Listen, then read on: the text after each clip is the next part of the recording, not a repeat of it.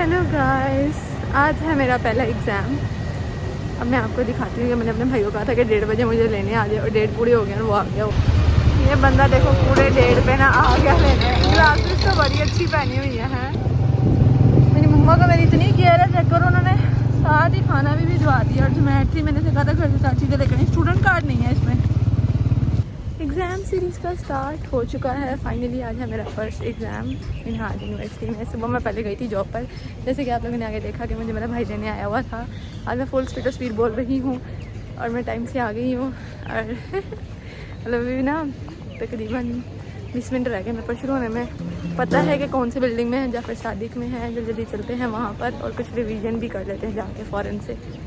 But मैं उससे पहले जो है ना अंकल से जाके पूछूंगी कि मुझे शॉर्मा गर्म कर देंगे ओवन में करें। अनफॉर्चुनेटली दोनों में ही ओवन नहीं है। अब शायद उस वाले कैफ़े में हो, बट मैं इसी वजह से कहती थी मम्मा को क्या ज़रूरत है भिजवाने की। ठंडा खाया भी नहीं जाएगा, टेस्ट भी नहीं आएगा, बट फॉरगेट इट। अभी बस पेपर के ऊपर पूरा फोकस है। जल्दी चलते हैं।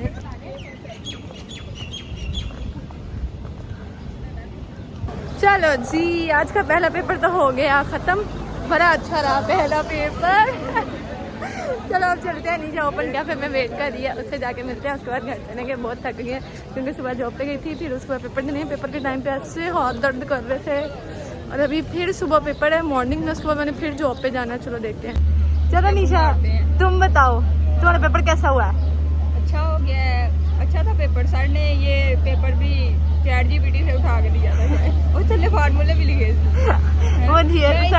मुझे फार्मूला याद ही नहीं आ रहा था। मैंने इसे पूछा, मैंने कहा इसका फार्मूला क्या था भला? इसने मुझे इशारा किया, कहते नीचे लिखा हुआ है। हाँ, सर ने हमारी आसानी के लिए पेपर इजी आया था, नो डाउट। सर ने अच्छा दिया। मुझे पता है कि वो नंबर भी अच्छे देंगे। इनके तो पेपर की इतनी टेंशन नहीं है। किसके पेपर की ज़्यादा टेंशन है? कल वाले की। कल वाला भी हो जाएगा। उनके भी राना तनवीर भी नहीं नंबर काटते हैं। उसके बाद काटते आता होगा तो वही है ना। उसके बाद किस पेपर की ज़्यादा टेंशन? उसके बाद डीन वाले की मैंने ना सच्ची मैंने अपनी मम्मा को कहा है कि आपने ना जामिया में खुसूसी दुआ करवानी है डीन वाले मेरे पेपर की। मम्मा ने ना बुच्चियों को भी कहा, बाजी को भी कहा है कि मेरी बेटी के लिए ना खुसूसी दुआ करनी है। मैंने ऑफिस में माइंड ब्रिज में जा जाती जो मैं वहाँ पे भी लड़कियों का है। मैंने हालांकि कहा है कि मैं ना पूरी टॉफ़ियों का एक पैकेट बांटूंगी, वो भी 1 रुपये वाली टॉफ़ी बांटूंगी अगर मेरे नंबर डीन में बस मैं पास हो जाऊँ। आमीन तुम आमीन। इसमें आई हुई हूँ एक और इंटरव्यू देने के लिए। मुझे चैन नहीं आता। इंटरव्यू मैंने देना ही देना है। अभी भी हाल करते हैं।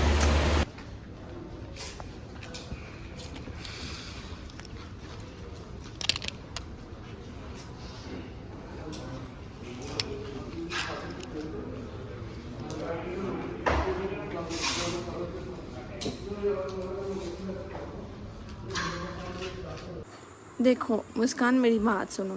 यहाँ पे ना हम लोगों ने स्टेप 1 कर लिया, प्रेजेंट वैल्यू सारीज निकाल ली है, ठीक है। स्टेप 2 में हमने कैलकुलेट करना है टर्मिनल वैल्यू।